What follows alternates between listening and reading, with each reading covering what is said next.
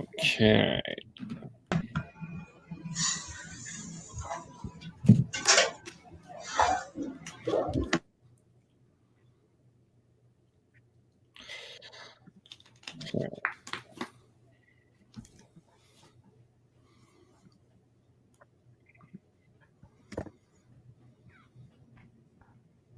Are you live streaming tonight?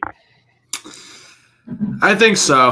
I think I actually said before yesterday's game. I told people like let's keep our expectations to a certain level. I wouldn't be surprised if the Sens do something here. And I think it was just more of the Leafs effort. I wasn't too happy with, but yeah, I'll probably live stream tonight. Do you do most games? Yeah, I do a lot of Leaf games, but I try to spread it around the league. So I think, especially with the Canadian division this year, I think I'll probably be streaming for a lot of them because the matchups are great, right? So yeah, I'm going to be interested to watch Edmonton, Montreal, see how that matchup goes. Yeah, I have two screens here, so I think regardless if I have the Leaf game on one, I'm going to have that game on another because I don't know. That one's an interesting one. I think like Montreal's so balanced, but Edmonton's the top heavy, so we'll see how that balances out tonight. Yeah. Okay, one more quick moment here.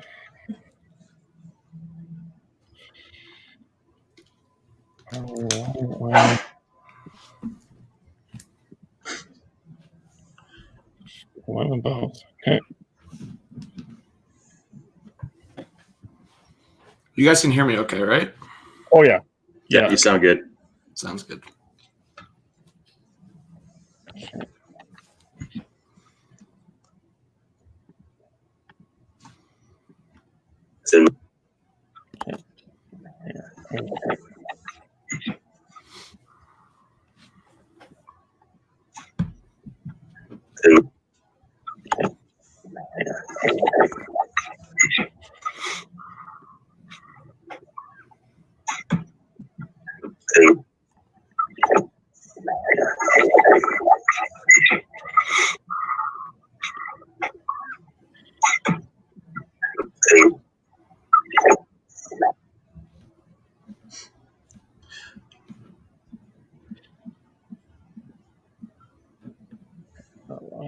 Edit. Okay. Sorry, just one quick little. Are you doing Sean's job right now? Yeah. Yeah.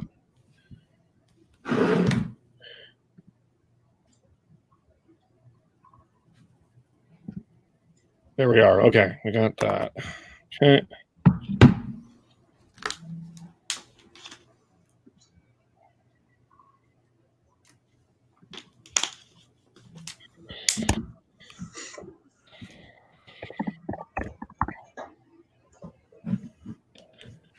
Hold on.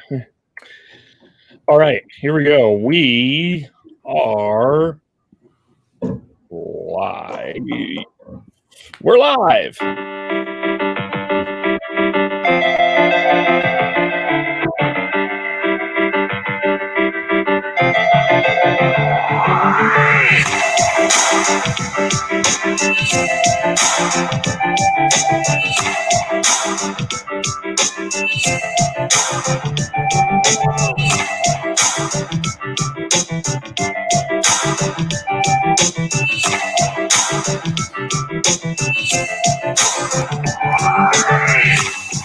This is the first Saturday night hockey night in Canada of the season, and wow, it has just been a breath of fresh air to actually talk about hockey. We are live here. Welcome to the Hockey Podcast. You can, of course, follow us on Twitter at podcast_hockey.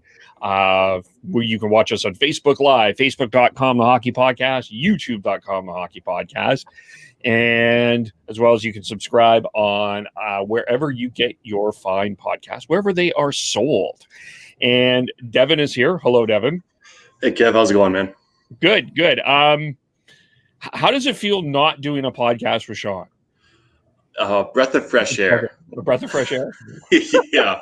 I feel like I'm not going to be interrupted as much, and I don't have to tell anybody to shut up. So it's great. Win-win. Beautiful. we are continuing our season, even though the season has started, the season preview with the all of the Northern Division teams, and we're excited to have John Vivierios from Hot Take Hockey, the man that streams. Do you stream every game? Yeah, I try to stream like a decent amount of Leaf games. I think, you guys were kind of referring to it earlier. A lot of people like to see me get kind of frustrated and mad at this team and get a little riled up. So it's kind of entertainment on the side for one thing. And then I obviously do like a lot of commentary stuff. So I try to stream a lot of games at least every night. But no, I appreciate you guys having me on. I'm down to talk Leafs hockey. It's great to have hockey back. It felt weird like to see it back, to be honest, just from the bubble, and then now to actually seeing all the teams back. Do you know what threw me off was the Winnipeg game, the Calgary-Winnipeg game, because it was the first time actually there was an NHL game that I saw that was not in Edmonton or Toronto. Yeah, good point. I honestly, that game was actually really entertaining. And Kev, I've actually been saying, look out for both those teams this year, because I'm thinking like you have these two big players on both teams, like Patrick Laine and Johnny Gaudreau, that didn't have Laine did decent, but I just think those two guys, watch out for those two guys for scoring this year. I think Johnny Hockey showed that in the first game, so I'm excited for those two teams. Devin, did I put Winnipeg second? You did, and through not by me, but through our other co-hosts, you kind of got laughed at and wanted to figure out why you had them so high. But they came on and kind of proved it in the first game there for sure. Yeah. Who we had as the favorites? All of us picked the Leafs. So let's start here. Where are, I guess, coming out of the bubble, out of Columbus, out of everything that happened, what was sort of your mindset with the Leafs heading out of the bubble? Yeah, so I think I had different thoughts.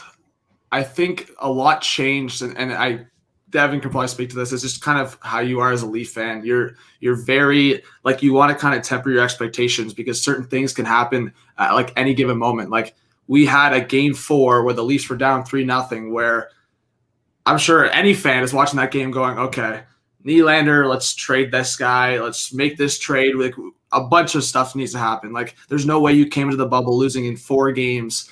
And that's no disrespect to the Columbus Blue Jackets, but at that point, you're looking at the team, and it's a team that should have done better. But then, obviously, the crazy comeback leads to just a disappointing, like, Game 5, winner takes all. So my expectations and kind of my thoughts was there had to be some changes, and I think that started at the back end. And it's kind of cool. I mean, Kev, you watched TJ Brody for so long with the Flames, and that was kind of the major addition. So I got to say, it's kind of crazy that we're doing this now because, like, I got to watch TJ Brody's, like, one of his worst games last night. So it's like I want to talk about this great addition, but it's a crazy thing. I think with the Toronto Maple Leafs and the media and the expectations, it's a tough thing to come to Toronto. I think for some people, you come into this year and go, okay, maybe the expectations go a little down because there is no fans in the building and it's not all the hectic stuff around the team. But I don't know, man. It's with the Toronto Maple Leafs, you gotta. I mean, like I said, temper those expectations because, well, they could finish up there. They could also lose to a Zamboni driver and shit go wild. So things happen. Yeah, it's true. I mean, the highs are super high, the lows are super low, and you saw that last night with being a super low, just morality. It just wasn't. It wasn't there. They played like crap. But when you go out of the playoffs in that fashion, like John said, you look to trading everybody. You look to making a huge shakeup, trying to just better your team. And one of the things that has been ailing the Leafs in the past few years has been defense. And yeah, like John said, got TJ Brody. I'm John. Just let you know, I'm a Flames fan as well, so I've watched him for a long time as well. And that is you will have more than you think TJ Brody of what he was last night. So don't get used to it, but at the same time, those games do happen. And when TJ Brody is at his best is when you don't see him. I find, at least, it's just which is a kind of weird way to talk about him, is that, you know, he is a puck move defenseman. He can skate well. He does do a good first pass, but I believe that he played his best hockey in the bubble last year, and so watching him from in the bubble to now is a big step down. And I do expect more from him going forward, for sure. Yeah, I think it's, yeah, he had his, I mean, he was not a fan favorite here. Then the collapse on the ice last season, I think people kind of just gave him a rest. I think he needed to get out of Calgary, to be honest with you. I think he needed a fresh start. I mean, Eric Francis took a lot of heat about the media in Toronto. But I guess that's the thing, is how much last night and how much so far this season has been like getting the rust out of having not played since August, and how much is the truth. And that, I think Brody and Riley may eventually be a good defense pairing, but I think that you're going to see Brody give that the puck a lot. It is going to be an adventure. It may not be Tyson Barrie adventure, that could be, but Yeah. but it still could be an adventure. Well, I'll just quickly say on that, and I was in the big minority. Like I said, I would love to see you start because you obviously got Brody to play with Riley, but I was kind of saying, especially when you talk about matchup game and what could work, and if anything, and I don't know how you guys feel about this take, but I just think in terms of Giordano's style in a lot of ways, I see a lot more of Giordano in Muzzin than I do in Riley, just in terms of their structure, just in terms of the physical presence, just in terms of kind of how they're framed. So I was saying, I think at some point, if it doesn't work out, I wouldn't be surprised if you end up seeing Brody with Muzzin, because I think the way we saw Giordano and Brody be that top pair against top lines like every given night, I think Muzzin and Brody could be that, and let Riley do his thing. Because last night, when I look at the numbers, I'm seeing a -4 for Riley and a -3 for TJ Brody, and I'm just thinking something's like not going to work if that's going to be what we're going to see every other night. Like, and I know you were saying, Devin, like sometimes you're going to see that from Brody, and I've been trying to tell people that, like, Brody isn't this guy coming in that he's going to solve everything. He's a solid top 4 guy, but he's going to give you some good nights, some bad nights, and I completely agree with that on the Leafs team. The only defenseman that I want to see create stuff and do some crazy stuff is Morgan Riley. Every other defenseman, I'm okay if I'm not seeing them on that night. I'm okay if like they're not doing something crazy, because that means they're just doing their job and letting the stars do what they have to do and score. But that's kind of just the Leafs team. Like you don't get it perfect. Things definitely don't go to plan with the Toronto Maple Leafs. So it's kind of how it goes. So totally. I out of last night, since we're talking about this, kind of just the way the conversation's going, I don't like having Hall and Muzzin together. I think that to your point, John, they're two similar players.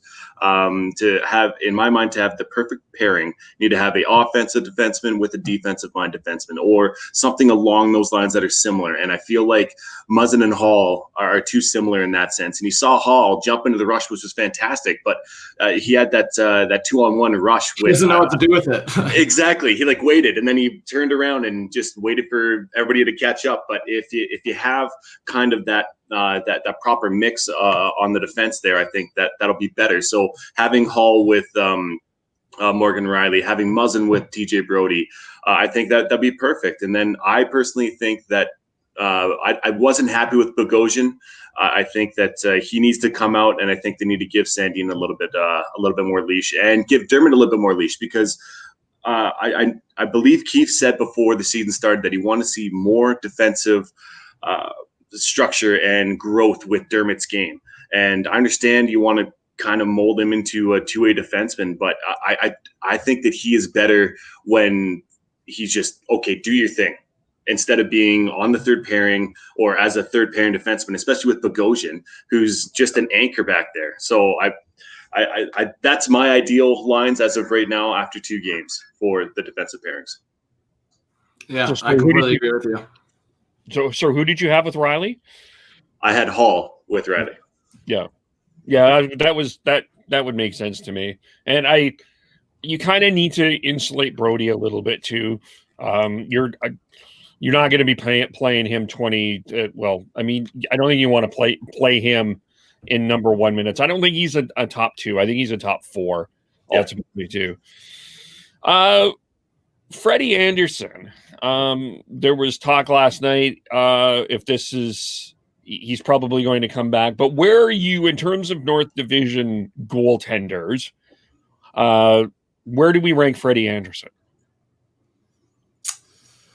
Yeah, so it's tough. I think coming into the season, I look at tandems, and I give obviously Vancouver a lot of credit with the experience that comes with Holtby and what we saw in the playoffs with Demko. I don't know if that will necessarily carry. Demko did lose his first game, but I think I had a lot more confidence coming into the season with Markstrom than other people did. I think there was kind of this big thing. Oh, is this just one big year for Markstrom? But I was a lot more confident in Markstrom. I thought he was still going to play well with Calgary, and we saw a lot of that in the first game. So I'd probably go Price and Hellebuck 1-2, however you want to rank it based on last year, and then Markstrom. And then when Anderson's on, I can say maybe Anderson's the 4th best defenseman in this division. Yeah, I'd say he's top 3 in my mind. As far as number 1 goalies go, you have Markstrom, you have Hellebuck, and then in my mind you have Andersen. Price he's been good. He's been really good, but I think that if you could, I guess top 4 could be interchangeable within that. And I mean, that's easy to say when there's only 7 teams, but I'd have that as my top 3 to 4.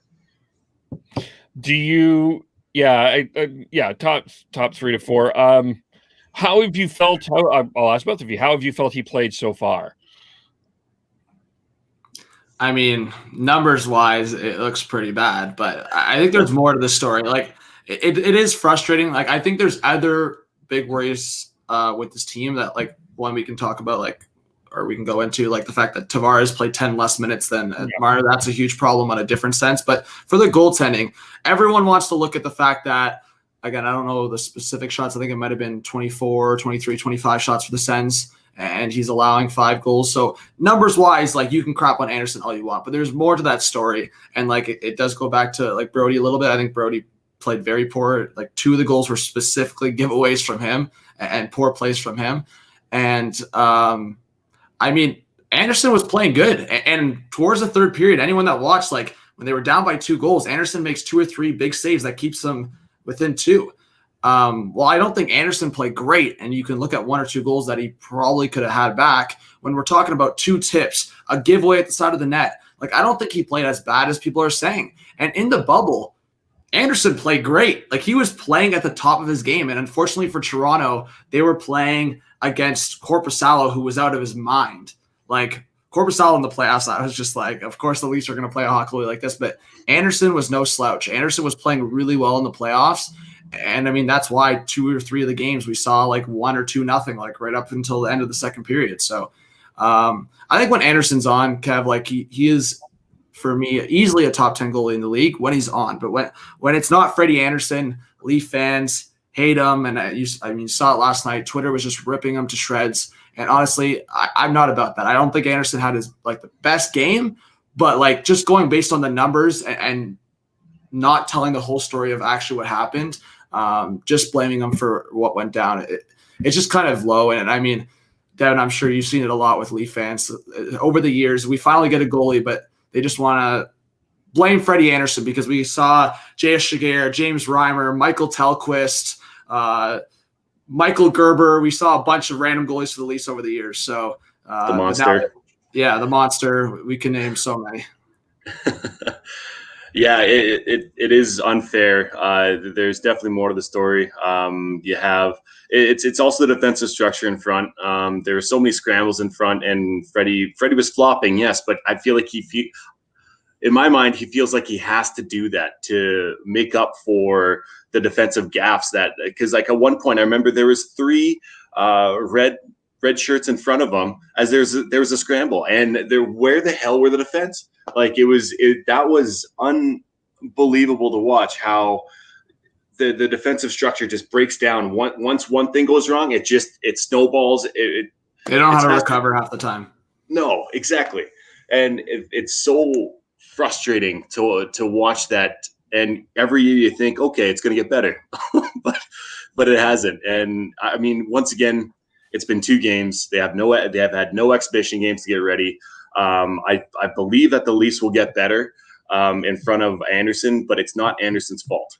As of right now, I feel like he's played average Andersen goaltending, which is on a good defensive team, good enough to win. And it is good enough to win with Toronto. It's just whether or not they're going to get the run support with the top end, the top 6 forwards up there too. So it's all around, really.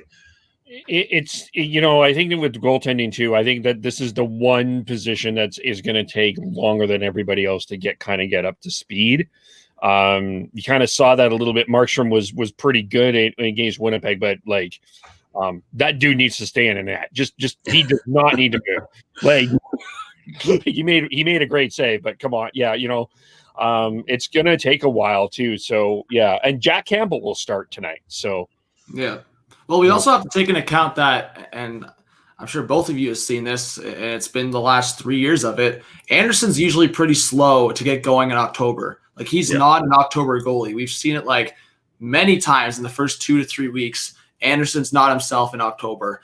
And now, yeah, like you said, there was no exhibition games, no proper preseason. So Anderson's coming in. So I'm not panicking. Like that's why I'm saying when people are flipping out about Andersen, for me, that's not the worry. The worry is 2 things. One, especially in a year like this, when you're throwing just like random losses to another team. This isn't another year where sometimes, 82 games, you're playing teams out of your division. Every single game is in your division. Not only are you losing 2 points, you're giving 2 points to a team that's literally competing against you. So that's my problem. And my other problem is we've seen it time and time again with this team. Like it's the same issue. So it's not like this is new to us. It's like, oh, we're surprised. No, it's frustrating because it's kind of just repetition. Like it's nothing new, and you think you're going to get change. And I don't know if we want to get into like the Babcock versus Keefe thing, but we did go from one extreme to the next with Babcock to Keefe. You have Babcock who's limiting Matthews and Marner, and now Keefe's just like, let him shine and let's play Marner 10 more minutes than Tavares when he's having a bad game. Like for me, it was frustrating last night. Well, let's hit there, but we have this question from this guy named Sean something. Devin, God. Yeah. Will Bogosian get the CC Zeistuff treatment from the Leafs?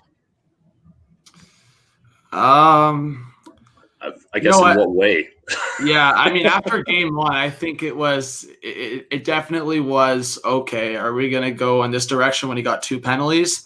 I think Bogosian's fine to be in this lineup and get time, but my problem is like we got him to be like the physical guy and potentially the 7th defenseman. Like I don't want it to be a situation where Bogosian's just like, okay, let's lock him into the lineup. Like we have Lettinen and we have Sandin for a reason. There's no like negative thing to be cycling through guys when you have the options to. Like obviously Bogosian would have to hit waivers, but Lettinen and Sandin don't. So I think there's the ability to, if you want, go 7 defensemen. Go 7 defensemen on certain nights. You have a couple forwards that are waiver exempt. So whether it's Barabanov or whoever you want to send down for maybe one night into the taxi squad, you bring up an extra defenseman and you run 7 defensemen. I think that's a smart way to go. And Bogosian, I think he only played like 10 minutes last night, so it's not that big worry there. But I do think there's the ability to kind of balance it out where you don't have a night like for it ever, because we could see injuries, right? And I am worried that if a guy like we saw it, Muzzin go down, you have to boost up a penalty killer like we saw with Marincin and Ceci in the playoffs. Both these guys playing like 15, 20 minutes. Like obviously we're not going to do well with those guys playing big minutes. So to kind of answer that question, if he gets a bigger role, I think he'll get that treatment. But if he's just playing like 8 to 10 minutes a night, I don't see it because the Leafs did improve on defense. So it's going to be more on like, I think that if anything, the hate and that treatment on Twitter will be to TJ Brody if he doesn't play well, to be honest. Yeah. Okay, let's talk the coaching here. It was Kyle Dubas like pretty much had his man. It was Sheldon Keefe. From your perspective, I don't know if we want to rehash. I don't think we need to rehash. Babcock needs to go, but I guess where are you at with Sheldon Keefe, and especially this year, where I think coaching is going to be more important this year than because of the bubble, because of the time frame, the bubble, because of this season, because of all of this. I think coaching is going to play a bigger role. But where are you at with Sheldon Keefe and his usage? And you already mentioned it. I mean, Mike Babcock, Game 7, Boston. Austin Matthews is on the bench. Patrick Marleau's out taking that important face-off. Now Austin Matthews couldn't get off the ice last night. Yeah. Yeah, like I said, you go from one extreme to the next. So I think with Babcock, Kev, if Matthews and Marner have the game they had last night and Mike Babcock is behind the bench, there's no way those guys are going shift in and shift out the way that they were. Like, I would love someone to have gone back and counted how many times there was random like passes into the skates or Matthews and Marner trying to do their like little moves in tight when it's a simple dump in or a simple play to make. And that's why that was Zach Hyman's type of game last night. Ottawa was playing that kind of style. You dump it in, you play that 1-3-1 the way the Sens have always done it. You get the 1-4-checker in, and you just pressure the heck out of the Leafs. And that's why that was Zach Hyman's type of game. Matthews and Marner, that's not their type of game. They love to carry the puck in. They love to drive possession. They love to cycle it around, and it just wasn't working for them. It just wasn't their kind of game. So when you have a guy like John Tavares who loves battling the corners, you have Zach Hyman who loves battling the corners. They played way less minutes, and you have Jumbo Joe. You have Thornton playing 3 more minutes than Tavares. I can't believe I saw that last night. John Tavares, your captain, your $11 million guy, the guy that's put up like 5 or 6 points in 2 games here, is playing only 15 and a half minutes in a game, especially when you were down. Like, I mean, he scored the goal. Like, that should have said something enough. He if anything, the puck was bouncing for him. So, yeah, that's the negative thing. If that was Babcock last night, well, Babcock has many of his flaws. He's playing Patrick Marleau with like 4 minutes left in a do-or-die game. Tavares would have been on the ice and not like Matthews and Marner in a lot of those situations last night. Yeah, you do have the one extreme to the other with Babcock and Keefe. Yeah, I think last night, yeah, the deployment of your players was not where you want it to be. Yeah, okay, let Marner fly as long as he can for the first 2 periods. If it's not working in the third, change it up. Like, do something and get Joe Thornton off that top line. I'm sorry, Hyman is a better fit up there, and I feel like Thornton could be better lower down in the lineup, less minutes. I know what he's trying to do. He's trying to see if they have chemistry, if they can figure something out, but right now it's not working. So with every point being so important, especially within this division, and only having a certain amount of games to play before, shit could roll south pretty damn fucking quick. Let's put it that way. It can really start snowballing, and you need to figure it out sooner than later. And that'll be the biggest difference is which team in this division figures it out before everybody else. That is the team that will most likely be top 3 in this division, and go with what you know, because right now that mix in the top 6 is not working. And I mean, I'm pretty happy with VC, Nylander, and Tavares, but I think Hyman is a better fit on the top line over Joe Thornton. So as far as deployment goes, that needs to change. And I would like to see the seven defensemen so that Bogosian could play those harder minutes in the sense of the PK, defensive zone start. Once it's out, get Sandin on or something along those lines. Because you do see that with Jason Spezza for the PK. He wins the draw, then he gets off. after they dump the puck down the ice. Something very similar to that, I think, would be ideal. I'm happy with Keefe as of right now, but he needs to switch it up just a little bit, just to just have some diversity in there, because right now it's not working. This is going to sound like a ridiculous question, but I feel like we undervalue John Tavares. I feel like there's a perception that Tavares got the captaincy because of the incident that Austin Matthews was involved in. You couldn't give him the captaincy at the time. I feel like Austin Matthews is sort of the face of the organization, and I don't know if we appreciate Tavares as much as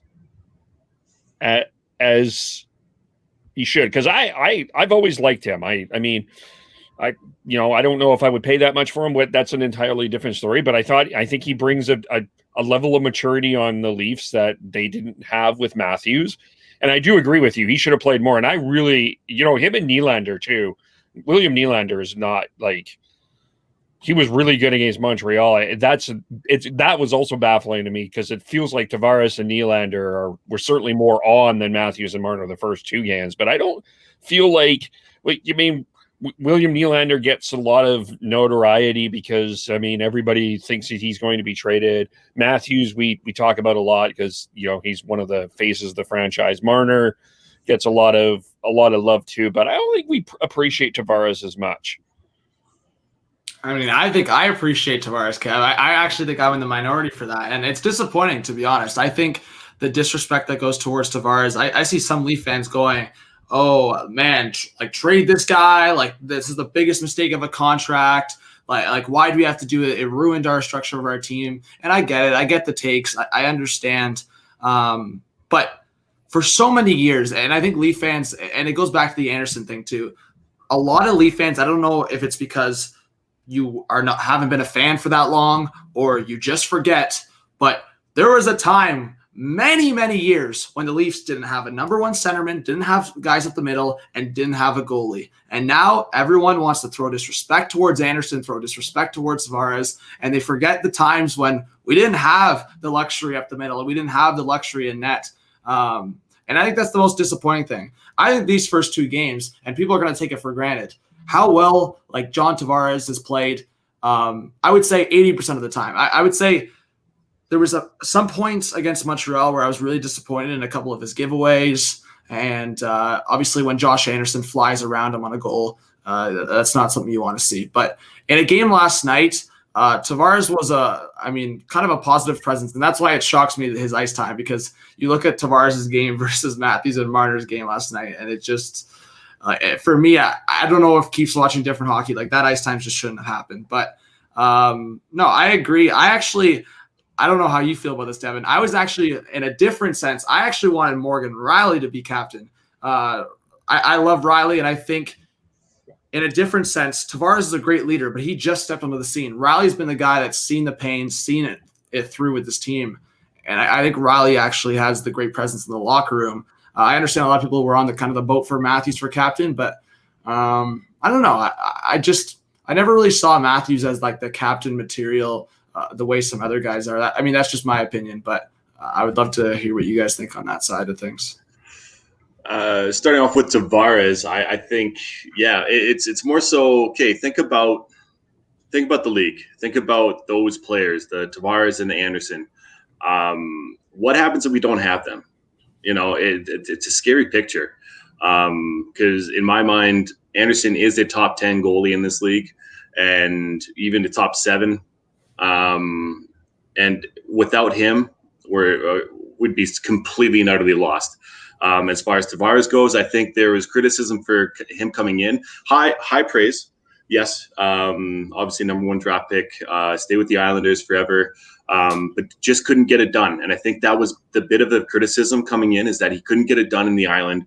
And maybe he could get it done here. And, the whole pajama boy savior that he was painted out to be, it was just, I feel like he was not able to stay up to that high standard that the Leafs have, or the Leafs fans have, for a high $11 million player coming in, high touted player. But he does a lot more than what we see on the ice. He does a lot more in the room than what we know, but he is underappreciated, and I hope that's not what Keefe thinks of him because of last night. Like, I know it's one game. It's one game. I understand. Yeah. But once again, he scored in both games. He was a difference maker in both games, and give him more ice time. Honest to God. But as far as little sidetrack. But as far as the captaincy goes, I was on the same boat as you, John. I thought my vote was Morgan Riley. I wanted him to be a part of it because of those reasons. He's been through this shit. He's respected in the room. Your best player does not always have to be your captain. No. And Kevin's going to like this take. Up in Edmonton, Connor McDavid, should he be captain? A lot of people think yes. But my vote for captain up in Edmonton would be Darnell Nurse. Because the Hart and Solars, I believe, should be captain because those are the people that will be on the ice giving it their all and wanting to make a difference and putting everything on the line. And instead of be like, oh, yeah, follow me, I have all the skill. Yeah, okay, sure. But when you have a captain that is doesn't have all the high-end skill, then it's more so follow my work ethic than my skill. And to me, that speaks more in a captain than a person who has, or a player that has a bunch of skills. So, I don't see Matthews as captain material. Maybe not yet. I thought Morgan Riley should have been captain over Tavares. But, I mean, Tavares isn't a bad captain either. No, he's not. He's not. I think, like, for me, it's always, I guess my philosophy has been, I don't think it should be the face of the franchise, the guy that you're selling, the guy that's selling tickets. I've never been comfortable being the captain because there's so many roles to what you need to have as a captain that that's just another thing that you're putting on the plate of a player. To me, if I would have picked Morgan Riley too. I think he's perfect captain material. I think he's a leader. I think it's funny with the Shabbat Hughes thing. I mean, we don't, Morgan Riley should be somewhere in a debate of a top 5 defenseman in this division. But yeah, to me, that's been sort of my philosophy. I think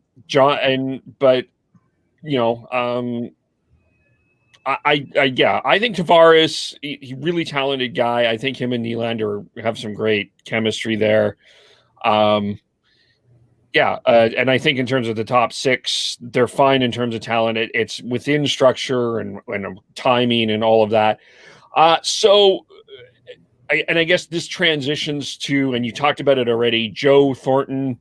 Let's talk. Actually, first, can we talk about Wayne Simmons, because it was all the rage Wednesday night. He gets into a fight with Ben Sherratt. 6-second fight, knocks him out. Game turns around. They at least get a 2-man advantage. They score in the power play, tie the game. Well, first of all, I guess I'll ask, do you think it was are you buying in it was the fight? And I guess maybe we'll mix both of them in. What does Thornton and Simmons bring in that they didn't have before? So I guess for the Simmons thing and kind of what you were saying, I actually said 5 minutes because I was on stream, and I said 5 minutes before that actually happened, after Montreal scored their third goal, I said Toronto needs something here, like either a bounce going their way and I literally said it, Simmons, you need to drop the gloves, you need to do something, and he did that. And I do think a lot of the shift was Simmons, but obviously when you get a 5-on-3 power play, like that's obviously kind of the shift you need if you're the Toronto Maple Leafs, an offensive team. So I do think the Simmons thing helped a lot. He was firing up the bench. Obviously, you don't have that fans aspect. You don't have the home crowd getting fired up. But I do think it fired up the team a little bit. And you do have to look to the sense that both penalties for Montreal were based on Toronto pressuring, based on Toronto having that pressure in the offensive zone. One penalty goes down. I think it was Suzuki for like tripping or holding or whatever it was. And then you get another penalty from a delay of game. So it was just the pressure from Toronto. I think that's the biggest thing for Toronto. And you saw it against Ottawa last night is like, there was like 3 or 4 minutes straight of just straight possession in the offensive zone. And I do think kind of your point to a guy like Simmons or Thornton, They're guys obviously that can get in front of the net, cause a little bit of chaos. More specifically with Simmons, and then with Thornton, I think it's more of like the reach of the stick, like getting the puck, just a quick kind of like battle, or kind of like you saw it a couple times like last night, like either just a quick stick check or just like lifting the stick and then getting it to Matthews or Marner. Obviously, the biggest thing is like you're just lacking that speed, and I think like kind of the versatility at this point in their careers that you're getting with Hyman, and that's why maybe Hyman's the better fit, right? Is like Hyman, more speed. He's going to give you kind of that crazy aspect. He gets around, he gets the puck for Matthews and Marner, and then you do your thing. Thornton, it's more of kind of like in his own area. He's going to be effective in his own area. If the puck's on the other side, like Matthews, I'm sorry, buddy, you're going to have to go get it. So that's the only problem with not having Hyman there. So I'm okay with Thornton being with Matthews and Marner sometimes. Like, I just don't think it should be like a consistent line. And the same thing with the power play. And this was driving me nuts right now. Like, why change something? Like, out of all the things that don't work for the Leafs, like, I can confidently say, if you're an opposing team, when you go into a game facing the Toronto Maple Leafs, if you stack Tavares, Matthews, Marner, and Nylander on a power play, you are scared of that. You are not wanting to take a penalty. You are not wanting to go on the penalty kill. And right now, having Simmons and Thornton as two guys on a cycle for the power play, that just takes up the options. And then it becomes a pressure of Matthews and Marner trying to do too much on a power play when you could have two elite players. So I'm okay with Simmons and Thornton being utilized in the power play sometimes. But at a point in the power play, whether it's a solid minute on that power play, I think you should stack that up and have the big boys play, because at the end of the day, Simmons, Thornton, Hyman, while they're all those type of players, like they only bring you at some aspects, like especially with Thornton in this, obviously good old Joe Thornton in his prime is a different Joe Thornton than what you're seeing now. But yeah, just back to your point, they're role players. They're not going to give you more than what I just kind of described. And Thornton playing 18 minutes, like it's too much. And if anything, I actually think the fourth liner Simmons should have played a little more last night. I think they only played like 8 to 10 minutes. So that, like for me, just based on the roles, like that's a huge difference. Thornton playing an extra 9 minutes based on what he is right now. I didn't really like that either. Yeah, I'm going to touch on Simmons first. Positive. I think it did change the game. Whether or not it was a lot or a little, it did spark the team. And I thought that that fight was beneficial for the Leafs to come back and tie the game and go to OT to win. So I've been very impressed with him. I think that he does need more time when the game is being when it's hard for the Leafs in the middle of a game. You need to have Simmons out there more to spark and to create a bit more chaos, to get hard on the forecheck, to create some positive momentum in the Leafs' direction. So I think that he does deserve more ice time. But I've to be completely honest with you, I totally forgot that we had Simmons until that fight. Realistically, because that was the only time that I really saw him make a difference. He made a couple hits here and there before, but that's why we brought him in. And to have that grit, to have that Berkey term, truculence. And I think that, he does need more ice time when we need it. And as far as Thornton goes, it's fine to have him up there every once in a while, maybe an offensive zone draw with Matthews and Marner out there. I think that'd be beneficial. But I think when you're rolling lines, you need to have Hyman up there just to create that more energy, more momentum, less. It gives a bit of a less role for Matthews and Marner to get the puck when it's not in Joe Thornton's area. Because Joe Thornton, he did make a couple plays last night where he made, I know one, and he entered the zone with the puck, and then he gave a little bit of give and go with Marner, which was fantastic. And I don't think that Hyman would have had that same vision. So good and bad for sure. But I think overall you need to have Hyman up there just rolling lines if you're going to be rolling lines. As far as the power play goes, I think when we need it, let's load up that power play. Let's load it up. Let's make sure that we can have as much of a threat out there as possible. I would love to see Simmons in front of the net all the time. just because he's that big body. He's got those big, long, lanky legs, and he's able to tip that puck. And then I think you have Nylander on the separate power play. He probably won't like that as a person, as a player, and that might cause a bit of friction. But say, for instance, if you have Nylander, Brody, and Nick Robertson as your kind of umbrella top players there, I think that'd be a dynamic second power play unit. And I'm sort of transitioning since I brought him up. I think they should put in Nick Robertson tonight. I want to see him in that top six. I want to see him potentially with there we go, Sean. Once again.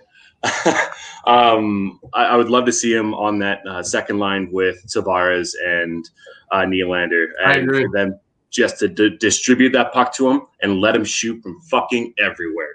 And once that puck goes to that net, start crashing. And I think that'd be perfect. So as far as like the power play units go, I think, that's kind of like where you want to see Simmons, and then have Thornton in the second power play unit too. But I want to see Simmons and Sandin in tonight if that's possible. Or Robertson. I said Simmons. Robertson. And just to throw another one in here before, because I do want to talk about the taxi squad here quickly. What are Austin Matthews killing penalties? Are we okay with this? Or are we on Brian Burke's side that this guy's going to get in crutches and this is really stupid? I mean, you know what? I also wasn't like big on, I still wasn't big on, like I'm not big on it looking back, but when Riley at one point was killing penalties and not on the power play, the whole kind of point of that was building Riley's game and kind of giving him kind of that whole complete player aspect as a defenseman. So I see what they're trying to do with Matthews. They're trying to get him on the penalty kill. They're trying to get him into that conversation of just being that complete centerman rather than just being the one-dimensional. So I get it.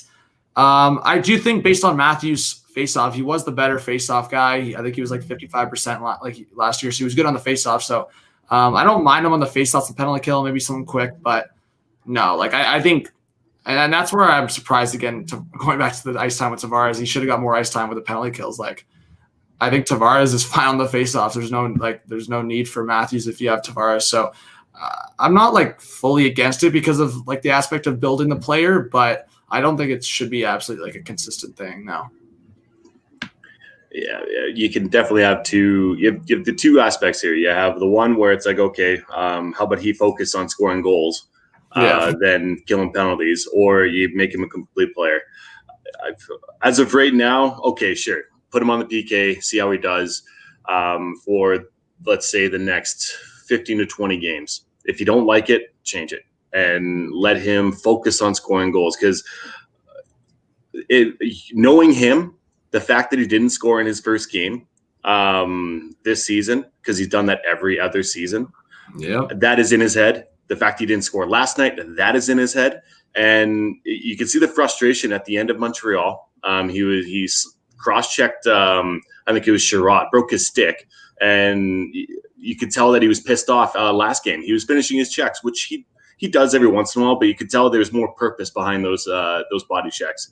And as of right now, he should be focusing on scoring goals and making sure that is his number one priority, not killing penalties. And there's the aspect that he could get hurt for sure. I feel like he's a smart enough player that he wouldn't put himself in those positions. But once again, you want to put you on the PK. You want to have people who will block shots, who will put themselves in harm's way to make sure that the puck doesn't go on net. And it's the old thing. It's like, okay, well, are you going to flamingo? Are you going to, pussy out and not try and block the shot? Or are you going to let the goalie see the puck? And good majority of the time, you want to block the shot because there's too much traffic in front of that. So I guess I just talked myself out of it there. So no, I don't want him on the PK. Fair. Speaking of taxi squad, you've talked a little bit about Robertson and Sandin. Who else on that taxi squad is going to be a guy someone to watch out for?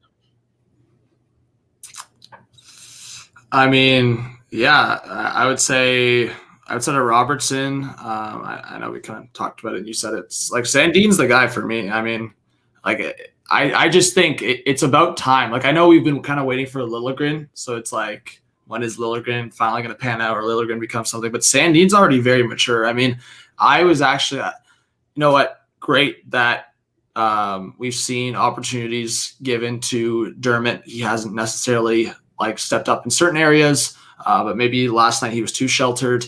But I do think Sandin needs to be given the opportunity, and maybe not just like in a situation where he's only playing like 6 or 7 minutes. Like I wouldn't mind seeing Sandin like getting a 15-minute night and seeing how he performs like in an NHL game. I know you got obviously games last year, but I'm just thinking with the competitiveness, the 56 game schedule this year, I think it's going to be obviously we've already seen it. It's a lot more physical. So I do want to see Sandin play like a full game.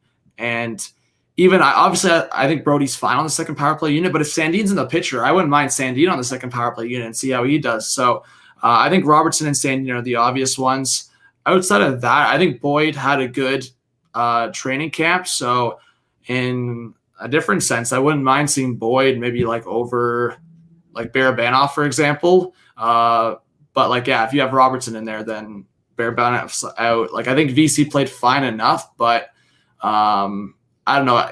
It's interesting because I think if you have Robertson in VC spot on the second line, does VC kind of serve a second line or a third line purpose in terms of that checking? Like I'm not so sure he does, and that's why I wonder if at any point they will give Simmons a look on the third line, just because of like in the past and even last year he was kind of playing more of that role with New Jersey, Buffalo. Yes, weaker teams, but that's my one concern with the Leafs with the offense is like if you can stack it up in the top 6 with Hyman and Robertson on the left wings, and it looks great. But then that third line kind of secondary scoring, that's where I think the Leafs might miss Kapanen. But again, yeah, I think that's kind of my mindset on the taxi squad. Yeah, Robertson, Sandin, Travis Boyd, I guess. I'm more. The question mark for me is Mikko Lennon. I don't know what he's about. I don't know much about him, and that's one thing that I would love to see.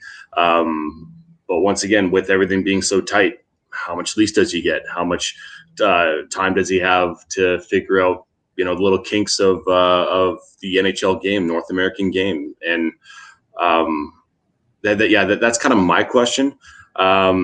And yeah, like if you're going to put in Sandin, he needs to be playing top 4. Having him not play those minutes, I don't think it's beneficial for him and his development. I don't think it's beneficial for his skill set. His skill set is high end skating, and he just has how do I say it? I think there's a lot to his game that we haven't seen yet. And to have that opportunity to play more than 15 minutes or to play more than 10 minutes, most likely 15, would be beneficial and shelter him a little bit. And if you say, for instance, you do have 7 defensemen, you're able to do that. And so I think, yeah, you need to have Sandin in the lineup for sure. And once again, Robertson, I've already touched on him. So it's just whether or not, that injuries are going to happen. And hopefully it's not to some key players, but if there are injuries, then you have potentially Robertson with a hell of a shot and could play within the top 9. I would hope to see him be played every once in a while with some top 6 players just to see where his head is at with their hockey sense. But yeah, if say for instance tonight, if we do not see any changes, that's a concern for me. And you need to have that shake up, and not just with the goaltending and Jack Campbell.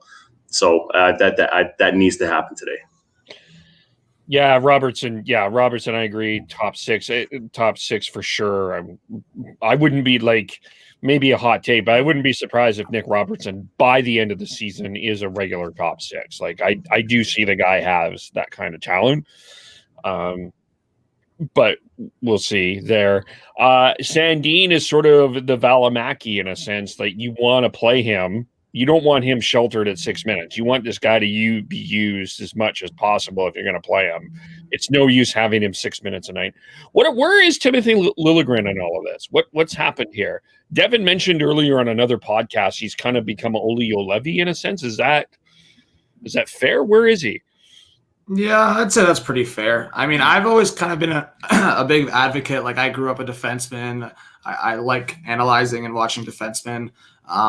I really don't like giving up on a defenseman before like 24. And right now I look at Timothy Liljegren, he's 22. So I'm giving him like kind of this 2-year window to see what he can do. He put up some good numbers in the AHL. So I'm still kind of waiting on Liljegren. So I guess we'll see what he does in the AHL. I think he brings the unique aspect of like, I think the fact that he's the right shot defenseman, like he has kind of more of that opportunity on that right side with the Leafs.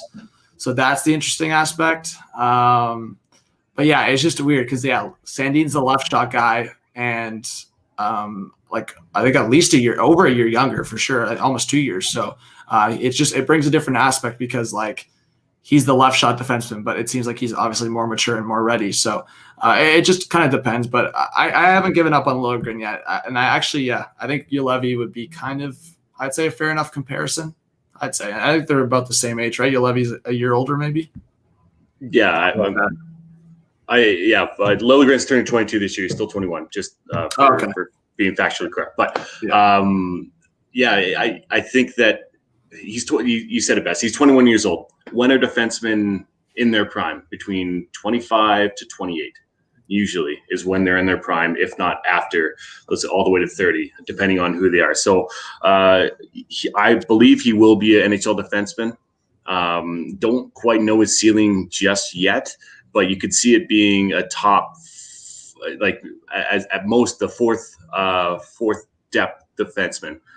He could be him on. He could move up and down the lineup when you need him, but don't give up on him yet. Let him simmer down there. Let him grow a bit more in the AHL. Get the confidence. Get him ice time.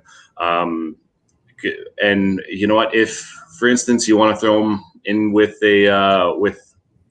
I don't know, a trade or something like that, sure, by all means. But as of right now, that's kind of where I see him. And I think Juolevi's in the same boat, as much as I love shitting on him because, he's no Matthew Tkachuk. So, yeah.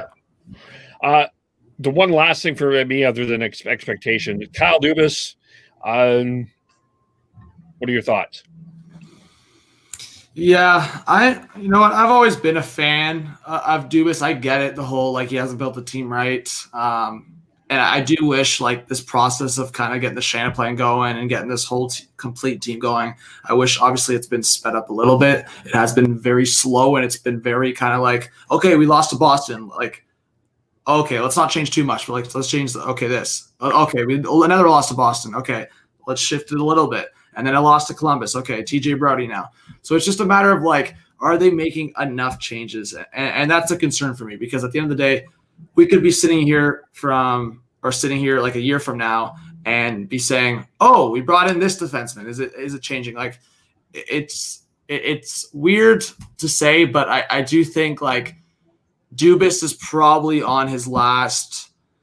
I don't want to say this is his last year because it is a 56-game season, but I'm saying by the end of next year, if the Leafs haven't had like a significant run, like I'm thinking, I mean, he'll be on the hot seat if they got eliminated or didn't even make the playoffs. Like if they get eliminated in the first round or don't make the playoffs, then yeah, I wouldn't be surprised if he's like really close to the hot seat. But I'll say by the end of the 2022 season, if they haven't made like a significant, when I mean significant run, I'm talking like conference finals. Because with this team, with this potential of this team, you should be making that crazy run. So, I think he's been good on drafting. Obviously, outside of the Kadri trade, he's been pretty decent with trades. He hasn't made like a stupid trade. The Kadri trade obviously is pretty bad. Now looking back at it, it's really bad. But outside of that, I don't think Dubas has done anything like wrong. Like the drafting, like anyone can go look at the drafting from 2010 to 2015 and compare it to 2017 to now.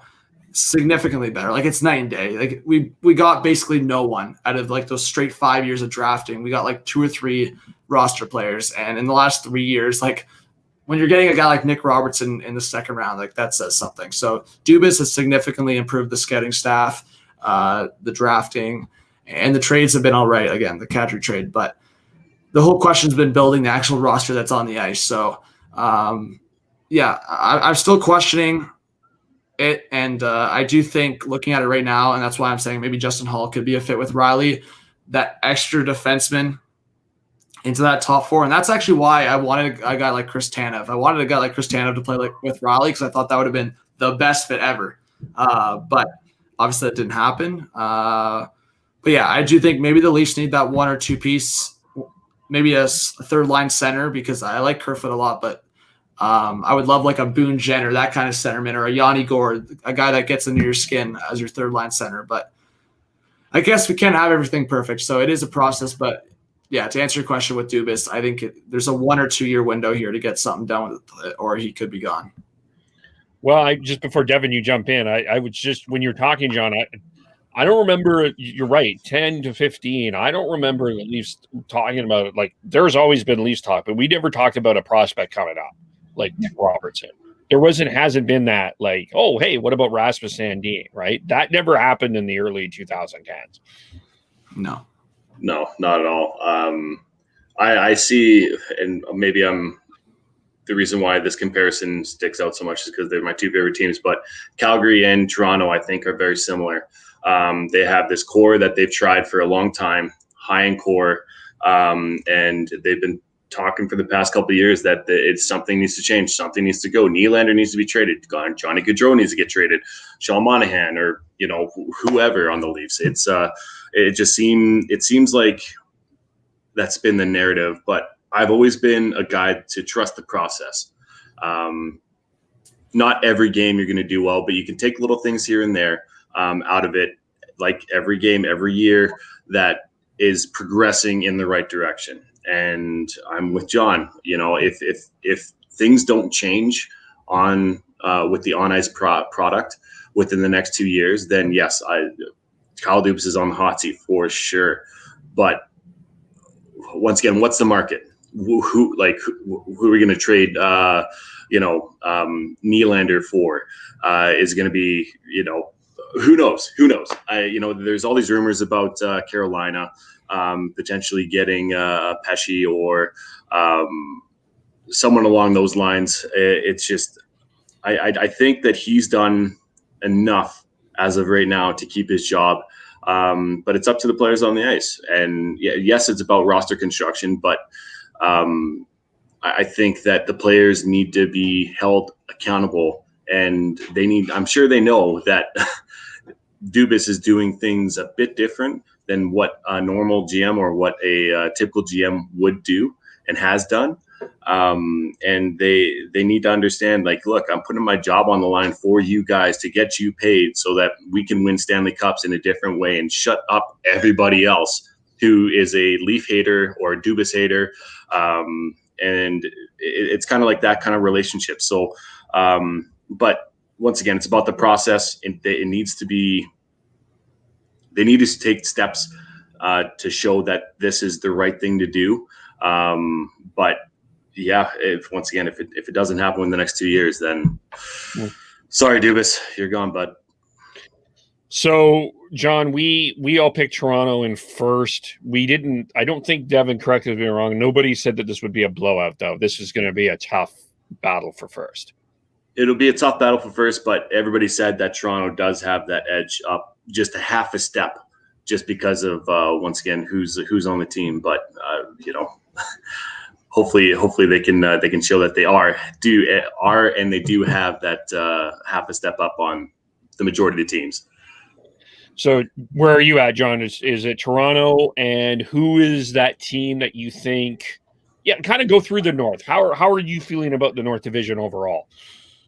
Yeah, so this division is tough, Kev, because I think I don't want to be that guy, but this is a division that literally could go either way. Like, and that's the tough part for me, and it worries me going to the season. And I'll say it out loud because I'm not afraid to say it out loud. But it's like Toronto could miss the playoffs in a crazy division like this. Obviously, based on how good they are, they shouldn't.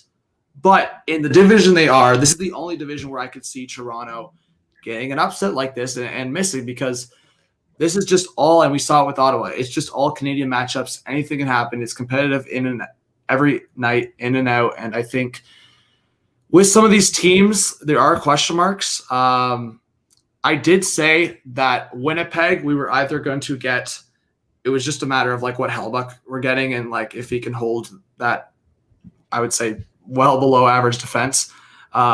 You're either going to get like a 5th or 6th team that misses and then they like make some big moves, or the Winnipeg Jets are going to be like the 1 or 2 seed. Like it's just that extreme. And I honestly think from like the 1 seed to like the 5 seed, I wouldn't be shocked by the end of the season if we only see like a 10-point spread or less. Like I actually think it's going to be that close. Only 56 games, and with how back and forth I think it's going to be, I think it's going to be severely close. And that's why it's so hard to predict. Like I could go Vancouver 1, but I could also see Vancouver 5. I could see Calgary 1. I could also see Calgary 5. I could see Toronto 1. I could see Toronto 4 or 5. So for me, my predictions, and this was a hot take to a lot of people, and this, I'll say my reasoning for it. I actually had Edmonton finishing first in the division for a couple of reasons. Do I think they're built for the playoffs right now? Not necessarily, but I do think they are a great season team, and they showed that last year. I mean, they were right there as like, I think they were the highest ranked by 1 point over Toronto for the Canadian teams. So I just think they're a great season team, and McDavid and Draisaitl, I'm kind of putting my faith in the duo. I put Toronto 2. I put Montreal 3. I put Calgary 4. I put Vancouver 5, Winnipeg 6, and Ottawa 7. But again, it's just like I wasn't comfortable putting Winnipeg 6 at all. Like I made the take and I put it on paper and saying Winnipeg could finish 6, but like I could also see Winnipeg finish like the top 2. It's just like that close. Same thing with Vancouver. Like I want to like make a video like hyping up Vancouver, Hoglander coming to the picture. Like I think Vancouver's great, but it's like this division is just insane. And that's why I could have easily been like, oh, based on what I've seen over the last few years, Montreal 6. But like even Montreal is like the most balanced team in the division. So it's like this division is so hard to predict. So we can make the takes all we want. Like we're going to be wrong in some areas, right? Yeah, that's true. We probably are. It's going to flip around. The one thing I forgot to ask, would you have paid that Tanev contract? For the lead, was that a contract you would have been like, okay, I'm satisfied with that, the 4x4? I think so. Like it's just a matter of if he stays healthy, right? Like it could be a very good contract or a very bad contract. It's just a matter of his health. I think in any contract in free agency, usually like, especially for an older guy, the second half of the contract or maybe that last year ends up being more risky, right? But I just think in terms of the Leafs winning right now, I mean, Tanev beside Riley, we saw it with Hughes, how beneficial it was next to Hughes. And that's why I was saying I think Ottawa or Toronto would have been great fits for Tanev, because next to Shabbat or Riley, like that's where Tanev like is his best, man. Like he showed it beside Quinn Hughes, and that's why Quinn Hughes had such a good year. So, yeah, I mean, I'm a big Riley guy. He's been my favorite player since drafted, and I never really had that kind of favorite player since Cabriolet. And for a while there, I was kind of sitting there with my pockets out going like, what am I doing with this team? It was obviously very dark years, but Riley's been my guy. I grew up a defenseman, and it was hard to watch him play with the Cody Ceases of the world, Matt Hunwick, Ron Hainsey, Roman Polak. So it's good to see him with TJ Brody and maybe even Justin Hall, but I was really kind of holding on to that potential of Chris Tanev, because I think Chris Tanev with Riley would have been the perfect top pair. Yeah, so many. It's funny. And you know, with the Tanev part, when Canucks Twitter, everyone there's been a few people who are like, Hughes carried Tanev, and I'm like, you are going to realize pretty quick how much like. I love Nate Schmidt. I think that was a great signing. Don't get me wrong, but you saw it sort of on Thursday when Hughes kind of jumps in a little bit, and like, God love him for doing that, but that's not something he should be doing. And I had this argument with Sean. Devin knows this. I've had this argument with Sean. I'm not saying that Quinn Hughes is going to this is going to be necessarily a step back. He's a franchise player, but this is an adjustment for him this year. He's not going to have Tanev. He's going to have a new defenseman, quite likely. And yes, yes, Sean, I know you're watching. He's played up and down the lineup, but like having Tanev there, I think is not having Tanev there is going to be an adjustment for him for sure. Yeah, I think a lot of Canucks fans underappreciated Tanev. I think a lot of Canucks fans, in the way that I think Leaf fans appreciate Tavares and Andersen, but other Leaf fans just kind of forget about what they once had. I think some Canucks fans are going to realize that. And I think Hamonic, if he plays there, he plays a similar role, but like Hamonic and his injury issues, even in a bigger sense than Tanev recently, he's not the defenseman he once was. So Tanev last year, the fact that he was healthy and he was on his game was like the perfect scenario for Hughes. So you always want that defenseman. There's not that many out there. They don't grow on trees. The guys that can throw around the body, be steady, and actually be able to skate. Because like Tanev can move around and Tanev can create plays himself too, but he's just like as solid as it comes defensively. So yeah. Did you have anything to add to that, Devin? Other than the fact we talked about Sean too much when he's not even on the fucking podcast. So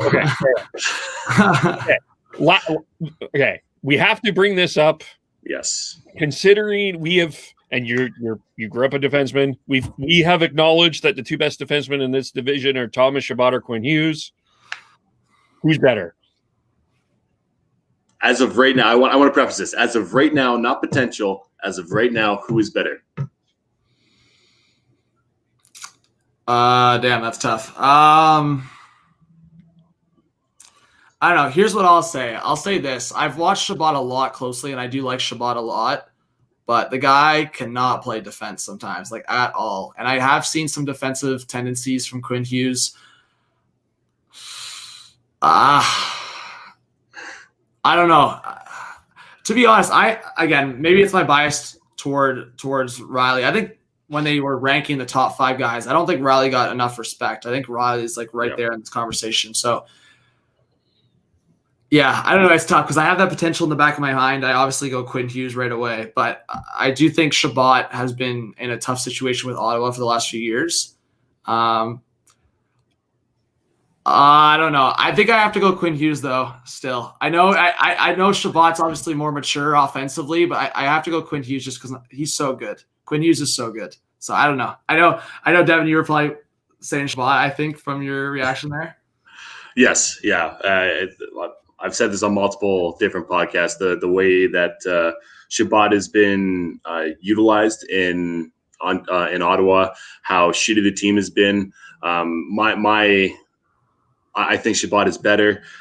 His defensive deployment, he can be shaky, but his defensive zone starts is way more than Hughes is, and they rely on him more for the heavy minutes, more for the heavy lifting. He played an average of 26 minutes last year. Hughes played 21 minutes, and my comparison is, what if the roles were reversed? How good would Chabot be in Vancouver, and how good would Hughes be in Ottawa?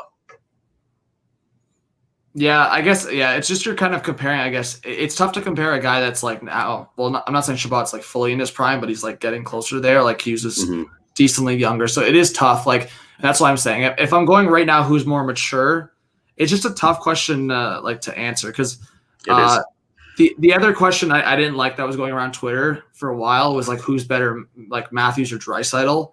And like for me, it's like, again, you're comparing guys that are like 3 years apart or like 2.5 years apart. So it's just like a matter of like, okay, you could say Draisaitl's maybe mature in certain areas, but like it's not like Draisaitl's this great like defensive guy either. Like I've seen Draisaitl make these crazy lapses in the defensive zone, and yeah, he put up some crazy points, but like he also put up crazy points in the power play. So yeah, you know what? I think Chabot.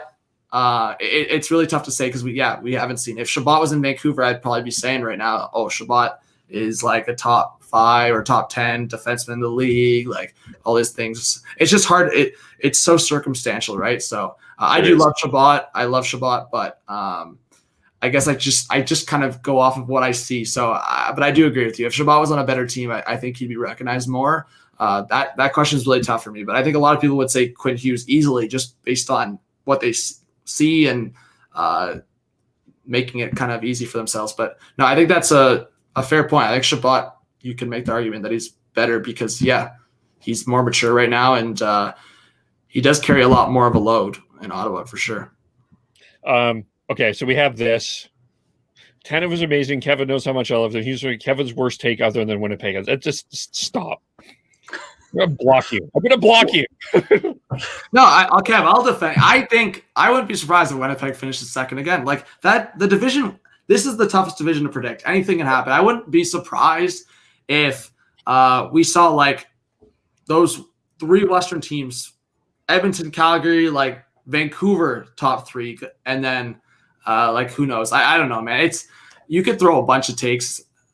If you threw Ottawa at number one, then maybe you're smoking something. But yeah, I don't know. Outside of that, but even who knows? I don't know. We've had a crazy last year. I guess anything can happen, but we'll see. Yeah. It's like someone is going to make some chaos here. That's the thing with this division is someone is going to turn this thing upside down. And I think it's Ottawa. I really do. I think that a lot of teams are going to be not ready for them at the beginning of the year. I know probably near the end it'll even out a little bit, but I think this first half that Ottawa's going to surprise people. Like they surprised Toronto last night. And Nick Paul, who the fuck is Nick Paul and where the hell has he been? Because he played amazing last night. I was really high on him. He was a beast. Anything else we want to talk about? Yeah, I mean, either way, in this Canadian division, there's going to be one or two GMs, one or two teams that are in shit at the end of the year, and there's going to be big changes. Because if you look at this Canadian division, there's 6 teams that in any other year would probably be a playoff team based on their rosters, but in this year, 2 of them are not going to make it. So let's hope the Leafs are not one of them on behalf of Leaf fans. Who's going to be that new Leaf rival that people are like because there's going to be new rivalries that are coming out of this. You got Montreal and Ottawa, of course, that are rivals in a different sense. But from the Western teams, who's going to be that Leaf rival? Winnipeg, I think. Winnipeg. I think I don't want to say it's going to be centered around the Matthews line thing, but I do think obviously they're structured very similar, like in similar sense with the top 6 versus top 6, and then the 2 goaltenders. So I think Toronto, Winnipeg. I think obviously like you can look at the Edmonton Toronto thing and be like Matthews versus David and hype up that matchup, but I think Winnipeg. I'm actually excited for the Toronto Calgary. Don't get me wrong. I'm excited for the Toronto Calgary matchups. I always get it. I've gone to like I think 3 or 4 Leafs Habs or Leafs Flames games, and I've always loved them. And one of our family friends are his nephew is Sean Monahan, so he goes to a bunch of games as well. So I like the Leafs Flames matchup. Man, it's crazy because it's like Leaf Flames matchups, Leafs Oilers matchups, Leafs Canucks matchups. Like these are the matchups I always like. I'm excited to watch every year, and we're getting them like every night, and it's like holy shit. Yeah. Well, let's leave it there, John. Thanks for coming on. Tell us kind of how we can watch you, what you got streaming, what you got going on. Yeah, no, I appreciate you having me on. I really do. I'm definitely going to spread the word on the podcast for you guys. And I do Hot Take Hockey on YouTube. It's been, I've continuously said it's so tough to grow for hockey content and a hockey channel and stuff like that. It's so niche and disrespected throughout the US. And obviously you have your big sports in the NFL, NBA, MLB, and the NHL sometimes is very underappreciated. So it's been tough, but I do a lot of YouTube. You can find me there, and Hot Take Hockey on Instagram and Twitter. I post there as well. But again, guys, Devin, Kevin, I appreciate you guys having me on. So I appreciate it. Thanks. This was great. Devin, how do we follow you? First of all, thanks, John, for coming on, man. Really enjoyed this. This has been the first time that I've had someone in my corner with the Leafs, so I appreciate it a lot. But you can follow me at @GordHowe09 on Twitter. Then Heidi is Hyde Amazeballs, Schneid's SCHNEIDZ, Tyler T Noble, and Beardy Canuck 03. That's Sean on Twitter as well. I got to give him a rough time because he keeps giving me a rough time. So there. And I am KAVOLE, podcast_hockey, Facebook.com, YouTube.com. Subscribe wherever you get podcasts. John, thanks for coming on. We do our regular one tomorrow. We'll have everybody on, including Mittens, and we will talk to you all very soon. Bye for now.